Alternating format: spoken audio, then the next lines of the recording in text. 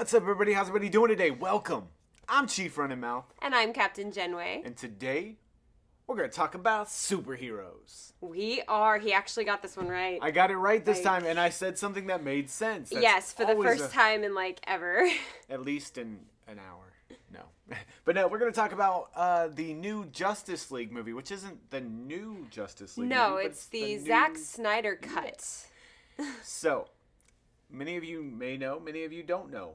I am a huge Batman fan. Very big. Now, we're not going to hold it against Jen that she is a big Superman fan. I am. So, but hey, you know what? But that's not my favorite character. No? No, my favorite DC character is not Superman. I just happen to like Superman, and you happen to not like Superman for ridiculous reasons. It's too perfect. It's too perfect. He is, though. Now, who is your favorite DC character? Aquaman. That's right. And not since the movie, since well before that. And I've always wanted to cosplay Aquaman, especially now that I'm blonde. Oh. So she likes the comic book Talk to Fish, Ride a Shark, blonde-haired Aquaman. Yeah. Which fight people with a tsunami of sharks. I'm good with that. And it's funny is we were talking about this before. Growing up, I saw Aquaman, and I never took the time to learn about his character because I was like, dude can talk to fish and can hold his breath underwater or breathe underwater. And turns out, dude's really powerful. So I was like, that's really cool. Really powerful. But no, so we watched the Zack Snyder cut of Justice League, which is 4.5 hours long, roughly. Yeah. It's 4 hours. Not 4.5. It's 4 hours. Was it? Basically 4 hours and 9 minutes or something. So we watched it, and that's, in my opinion, was probably my favorite superhero movie of all time. It was pretty epic. We have differing views on it, which is why I'm glad that we're doing this vlog so that you guys can see two different people's opinion of it. If you've seen the original Justice League, the one that was made 2017? Yeah, I think so. 4 years ago, 2018-ish. Something like that. If you've seen that, that's about 2 hours long. It's directed by Joss Whedon, who I've always loved his movies. I love the humor. I love the lightheartedness. I also loved his shows. I know there's a lot of controversy surrounding Joss Whedon, so I'm not going to sing his praises much longer, but I do enjoy the movies and the shows that he's made.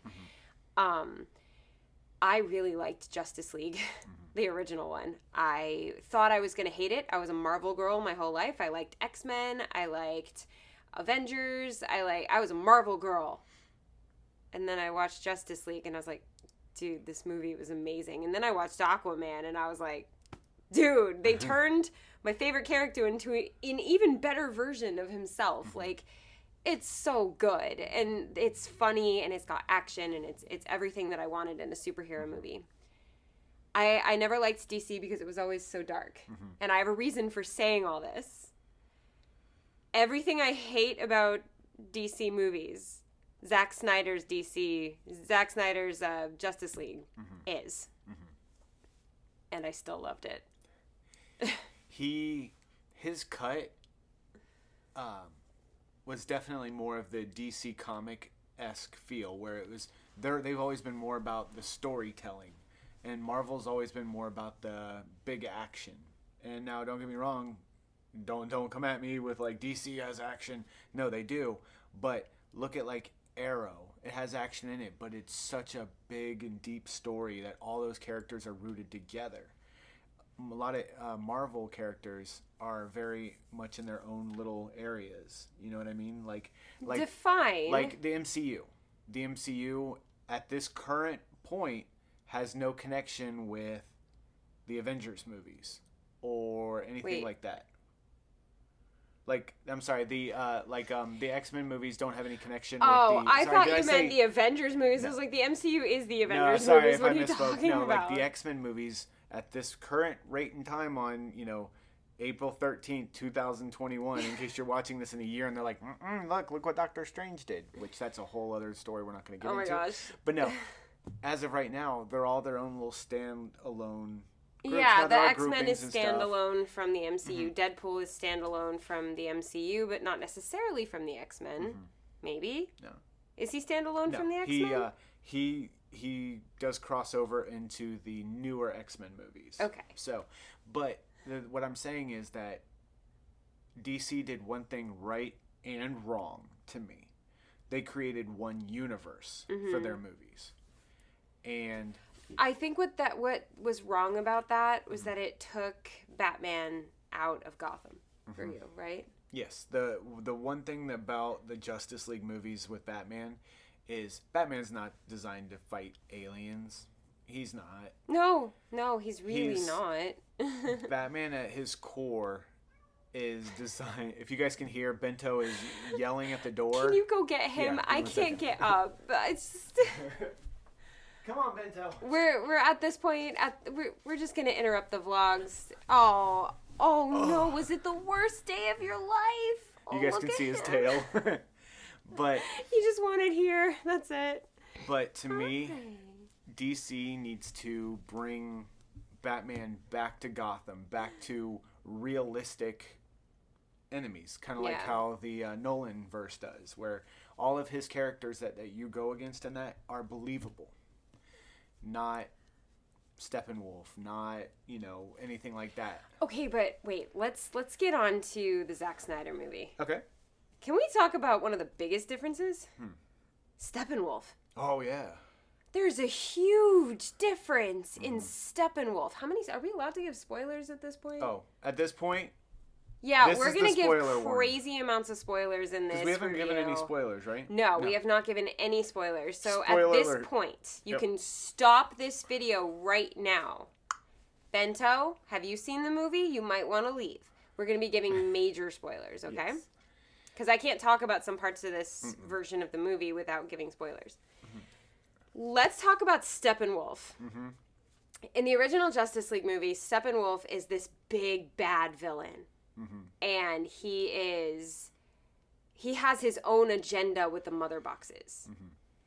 In the Zack Snyder cut, Steppenwolf is actually kind of lame and groveling and a servant who screwed up and is trying to make his way back into, I guess, hell. I don't know where he's from.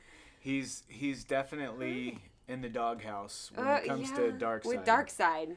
He's in the doghouse and completely subservient to Darkseid. And he's trying to make it to where he can be in his good graces.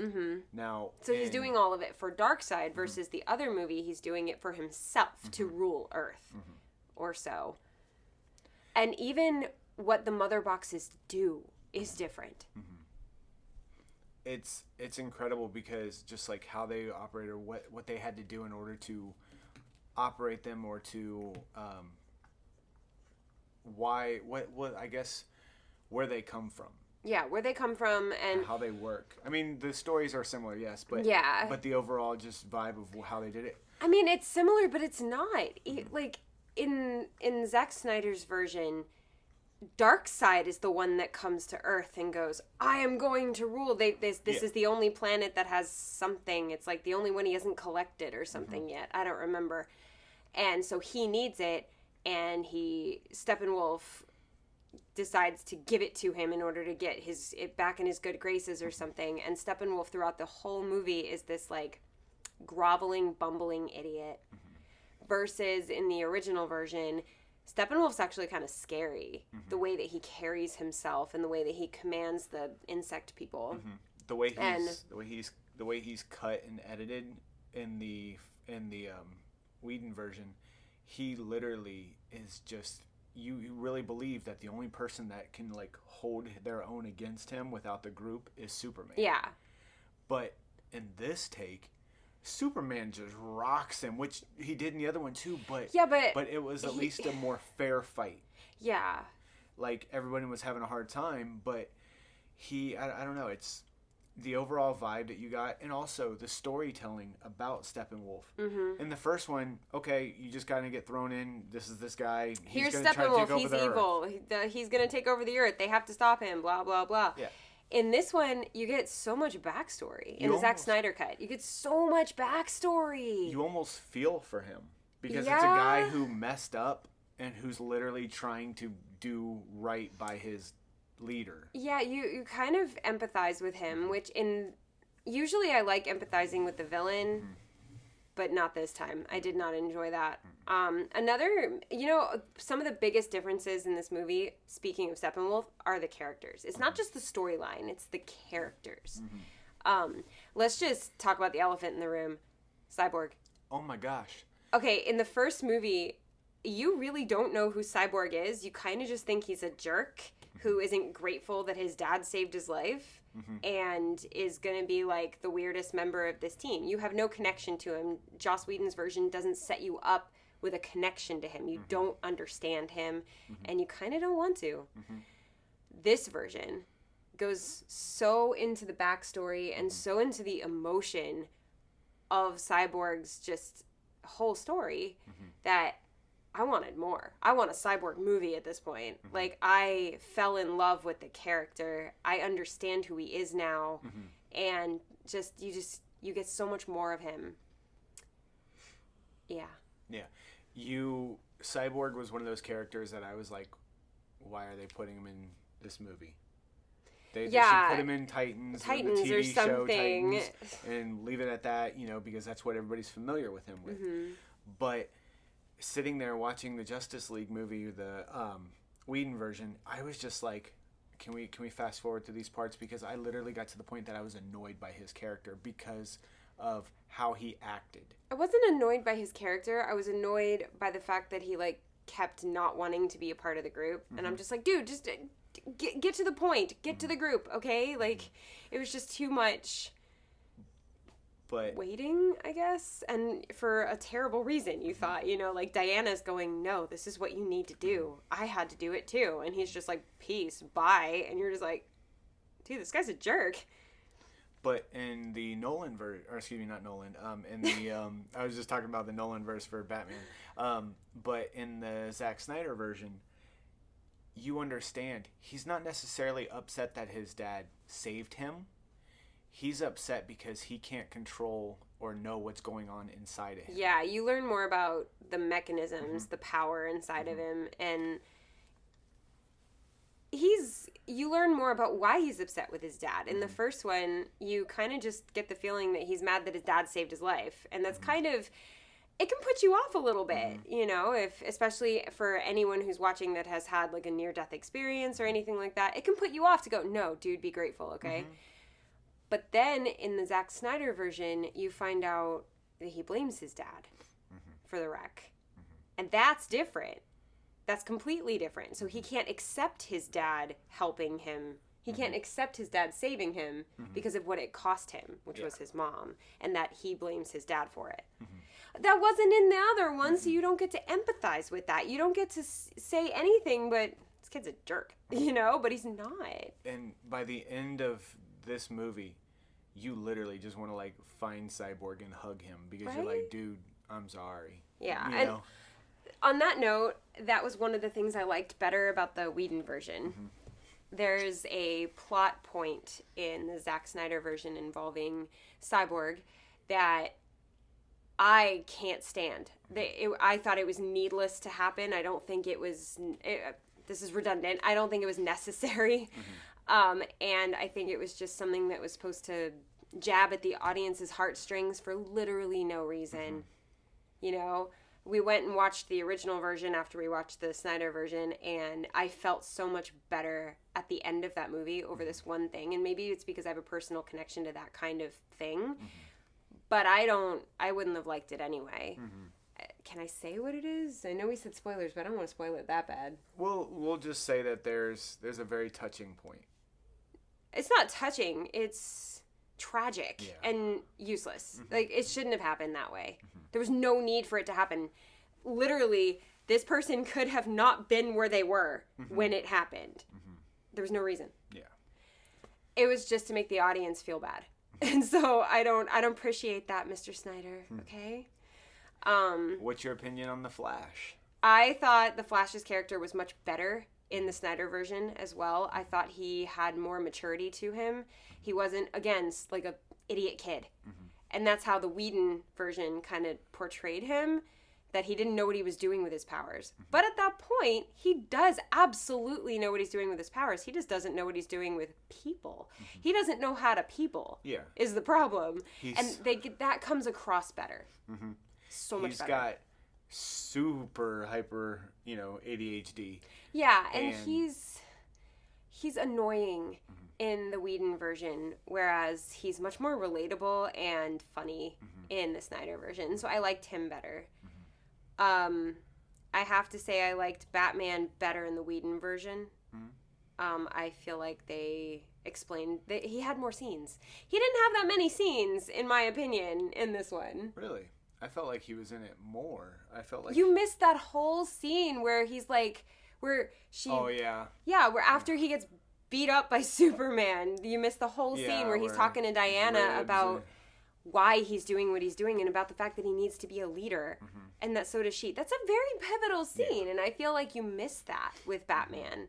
So I don't feel like I got to see much of Batman, to be honest. I agree with that you definitely miss out on some human moments of Batman. I do like the fact that they showed more of him trying to go and find Aquaman. Yes, that was good. But again, it was a plot point for a different character. Batman was left out a little bit, which I think is kind of par for the course with Batman in the DC EU. Yeah. I feel like in these movies, they're like, you already know who Batman is. We're going to try to give you all these other characters in one movie. But you don't. You don't know who this Batman is. Every Batman is different. Yeah. I know it's the same person. It's Bruce Wayne. I get it. But, like, everyone plays him different. Even in Batman versus Superman, you don't really get Batman. You get Superman. Yeah. And some Wonder Woman. Yeah. It's like... Like, the final fight scene in Batman versus Superman is, like, 90% Batman 90% Superman and Wonder Woman, and like 6% Batman. That other 4%, the random backgrounds. I was like, what? The random scenery. Yeah, but no. I feel like that he should have had his own standalone movie to establish him, especially when you're trying to establish all these other characters in this movie for the first time. Like, I believe it was Aquaman's, the Flash's, Cyborg's, and this came out before Wonder Woman, right? I think. No, this came out after Wonder Woman. It came out before Aquaman. That's what it was. So you already... Batman versus Superman came out before Wonder Woman. Yeah, so you knew who she was if you saw those movies, but the rest of these characters you're trying to learn stories about these people all within 2 hours. That's where I think Snyder had the advantage. He had 4 hours. 4 hours to tell you, and each one of these people had like 30 minutes to tell their story. Crazy backstories. You learn more about Aquaman in the Zack Snyder cut, but because I've seen Aquaman's standalone movie, I didn't feel like I needed that. Flash doesn't have a standalone movie, neither does Cyborg. It'd be kind of cool if they did, even if it was them two together. I feel like they got treated like Black Widow and Hawkeye. You don't learn a whole lot about them in the original movie. Like in the first Avengers movie, you learn really nothing about Black Widow and Hawkeye.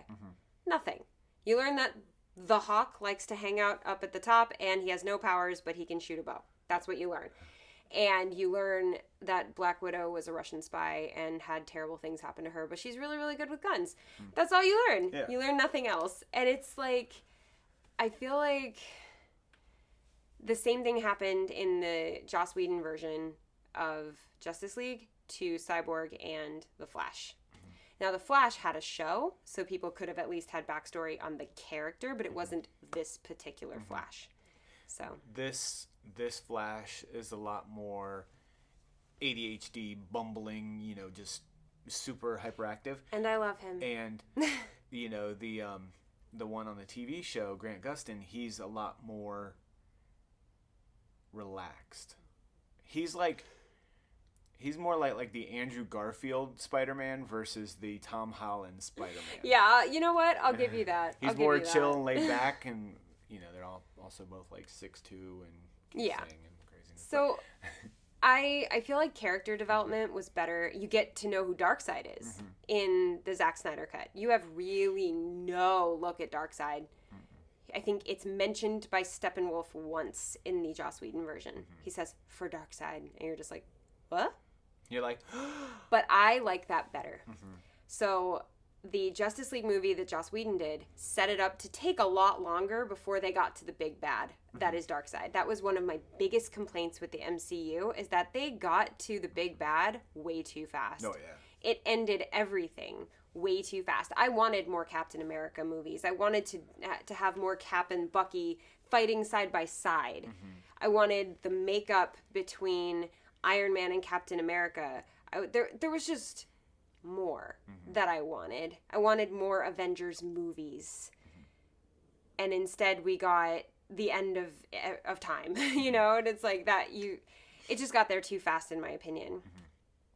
The Joss Whedon Justice League sets you up to take a little bit longer for everyone to have more movies, for the story to unfold slower. I don't want that instant gratification, you know? I liked it when shows came out once a week and you couldn't binge them. But that's just me.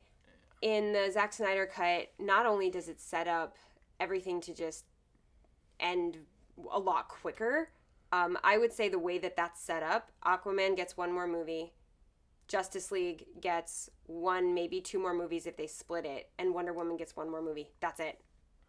Because maybe Superman gets one more movie. It's hard to go against other people in a world when you've already defeated the big bad of your universe. They didn't defeat... But, no, I'm saying... But they set up for the next movie. That's it. That's who they're fighting. And it's like... But there was so much you could have done before that. And I know that their original idea, then the Joss Whedon version...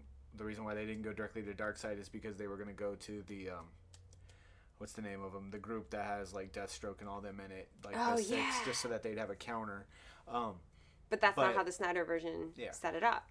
Now, there's rumors that the Whedon version is going to be canon still. I heard that rumor, but then the Zack Snyder version killed it at the box office, so now they don't know. Yeah. But I will peace out of the DCEU if they choose the Snyder version, simply because I don't like where that story goes. I think it gets there too fast. It's too dark too fast. And I really don't want to have to peace out because I was loving where everything was. I was loving the lightheartedness. I know DC is not exactly lighthearted, but a lot of people hated Wonder Woman 84, and I loved it because it was just so campy and bright and happy, sort of. But like... What's it called? Although there is a couple parts that I think could have been cut a little less, because like the people that were singing to Aquaman when he was going out to the water, and then they like stayed and focused on them. Yeah, I would have liked to know a little more about why they were singing to him, which I understand. Or they could have just cut that out. Yeah, like that scene was gratuitous. That scene was too long unless there was a reason, and because we didn't get the reson, they should have just shortened it. Although, there was also a guest. Wait, what were you going to say? Well, I'm going to talk about humans for a second. Okay. There's 3 boxes. One goes to the Atlanteans. They put it in this like underwater area that's almost like a vault. It's a fortress that they can control and that they have guards at. Guards constantly. And then you give it to the Amazons, who again has it in a giant stone It's in like vault. A mausoleum, that requires like 7 handshakes and a password to get into. Yeah, and that has crazy thick doors that these Amazon women can barely hold open because they're so heavy. You know, it's got all these things, and it's got like an entire Amazonian army to protect it. The humans dug a hole and put Not it a very deep one. It was maybe 3.5 feet, maybe 4 feet. I'll give them that. They just dug a hole and buried it. Yep. They were like, no one will find it. Guess what? They found it. But how was that the last one found? Right? That's my favorite part. That was the last one found. It was kept in a closet. It was next to his Nikes, just chilling. His cleats for football were there. It was sort of kept in a closet. In the Snyder version, it wasn't. It was kept somewhere very secure for like 10 minutes. Because he put it there, and then he went and got it. And then, they go into why they know where the ship is. Okay, so Superman's ship. In the Whedon version, they kind of just go, we're going to take him and this to Superman's ship, and we're going to bring him back to life. And you're sitting there going, how the heck did you know where his ship was? Yeah. Where did this come from? How do you know that? Yeah, where was it? Yeah, in the Snyder version, it sets up early the location of the ship, and they talk about why that chamber would bring him back to life. Because otherwise, you kind of just think, ew, a nasty looking pool. Like, we don't know that that's going to do anything. Wasn't clean. And then there was a big discrepancy between the two movies as to how the team felt about bringing Superman back to life. In the Whedon version, there are members of the team that are against it. In the Snyder version, things are so grim that they're all just like, no, let's do it. So, but like even in the Snyder version, right towards the end, what's it called? Cyborg tells him not to do it. He says stop. Oh, or yeah, he that's says no. right. And then, all of them were saying no. They all were like, no, we shouldn't do this. And then Cyborg got the vision, and he was like, no. No, we can't do this. We can't do this. Flash heard it and thought he said go. And he's like, go? Yeah. And so he runs. So and that sets it up for the nightmare and then like the future. Yeah, it also sets up that Flash has an additional ability that he doesn't have in the Whedon version, which is to manipulate time.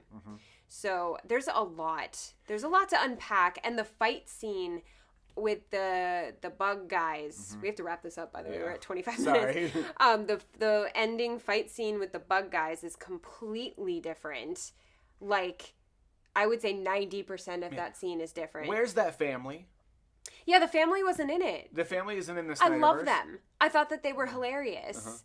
Or not hilarious, but you know, the girl with the bug spray, she's like, I got this. And you're just like, I love that little girl. But and then they don't exist in the Snyderverse. Yeah, and the difference between the Snyderverse and the Whedonverse is that the Snyderverse is dark and dramatic and scary, the way that DC likes to be sometimes. And the Whedonverse is comedic and lighthearted and dramatic, but with more of like this one's kind of film noir-esque, and this one's kind of bold colors and happiness. Like, and you really know the difference between the two with the extra not deleted scene, the extra scene, the end credit scene. The difference between those two. One of them is hilarious and happy, and then the other one is like literally the end of the world. We're not going to give any spoilers about that except this. What did you say about the performance? You don't have to say who it is. But the performance in the end credit scene, a specific character who is played perfectly in the end. Hold on. Post credit scene. I'm trying to remember. Really? Am I gonna have to do this? I'm drawing. This character was never played well by this particular actor, and suddenly, in the post-credits scene, this particular actor plays this character. Absolutely. Wow, it took that much. Did you see the light bulb? Did you see that moment? We can't spoil that one. I'm not, but I just told him I told him everything. There's a character that if you didn't think one of them was played well before, perfect. Yes. So perfect, I had nightmares. Like, we watched this before bed. That was a bad idea. I would be willing to watch a movie with that one.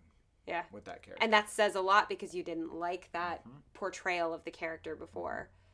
So. Yeah. Sorry, it took me a minute. I was just like, wait. I'm over here like. I'm like going through all the end scenes. I force-fed that to you. But yeah, overall, if I had to pick a favorite, was there anything else we wanted to touch on before we go to final thoughts? I do love the fact that they show in the Snyderverse like the old fight scene against Darkseid. Although I don't like the fact that they show that he's not easily taken down, but he is taken down by all these people. So you're like, you know that he can bleed. You know that he can get hurt. So it's just it doesn't give him that feeling of, are they going to be able to beat him? Well, I mean, it took several Lanterns, Kryptonians, and literally gods. like gods, actual gods. So no, you don't get the feeling that they're going to be able to beat them. Batman doesn't have any powers. He has money.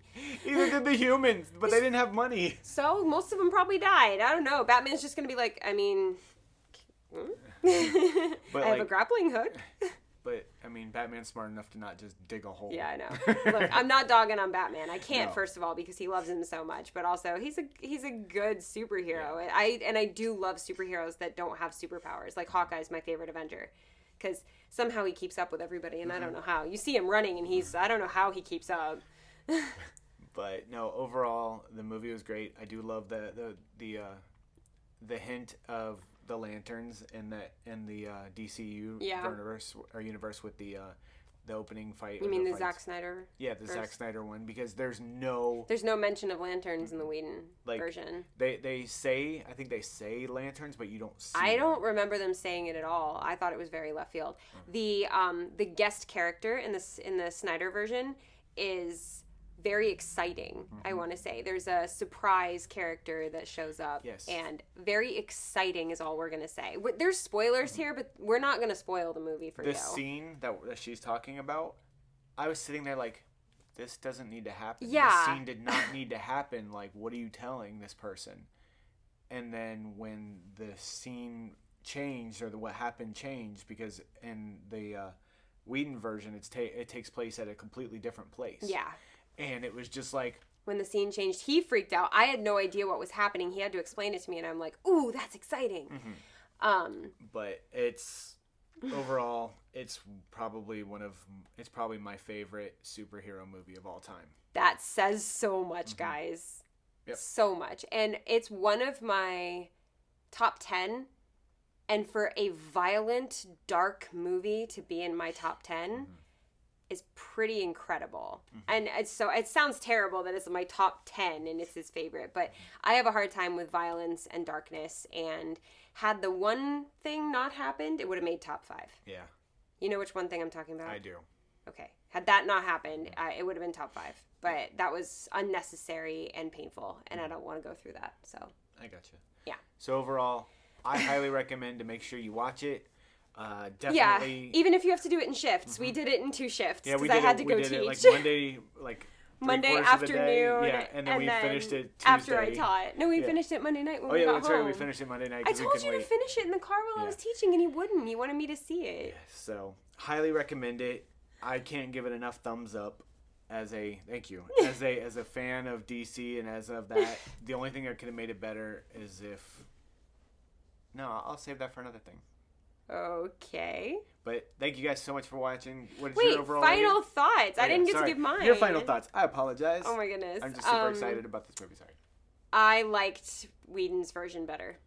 But I would, is the thing. I like bright. I like happy. I like funny. I like lighthearted. I like to leave the theater with hope.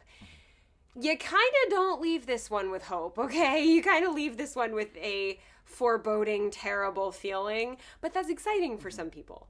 You know, at the end of Infinity War, that's all you had, and people thrived on it. They craved it.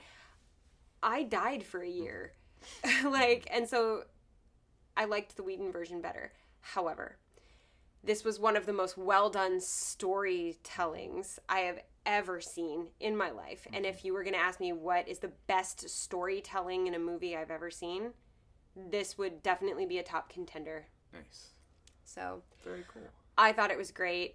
I think you guys should see it. I wasn't even planning on doing this vlog today. He's like, let's do a review of the Snyder Cut. I'm like, yeah, okay. I don't even know what I'm going to talk about. And then he started, and I just kept going. I'm sorry. It's just one of those movies that you don't...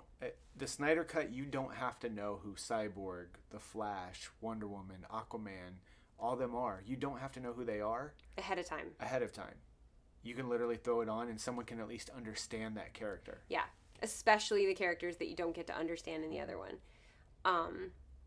I just wish certain things ended differently, is all I'm going to say. And it didn't go so quick. Yeah. But hopefully you guys enjoyed our review. He gives it 1,000,000 thumbs up, and I give it about half of that. So if you guys have seen the movie, leave a comment below. Let us know. No big spoilers, though. Especially in the comments. The spoilers that we left out, try to leave out, because we want you guys to experience that too. Message us on social media if you want to talk about major spoilers. But don't put them in the comments. If you enjoyed this review, hit that thumbs up. Let us know that you enjoyed it. Or if you enjoyed the movie, also leave a comment below. I want to know who your guys' favorite DC character is, or even your favorite Justice League In character. the DCEU characters. Yeah. Who's yours? Batman. Aquaman. Aquaman's so close because honestly, the funniness it kind of wins me over a little bit. Also, you look just like him. Yeah. So. I think so. At least- Which means I kind of get to marry Aquaman. Which means I kind of get to marry Jason Momoa. I have no issues with this. I'm just a lot smaller. I have no issues with this. I don't need to hi. 6'7". Yeah. Oh. But, Anyway, go ahead and subscribe to this channel. We're going to be doing more reviews of things, and all of our reviews are always honest. Whether we are reviewing products, movies, music, doesn't matter. Honest. Books. I've reviewed books. I've given honest reviews of my own books, and they're funny. Go ahead, hit that thumbs up, and yeah, we'll see you in our next video. Thanks for watching.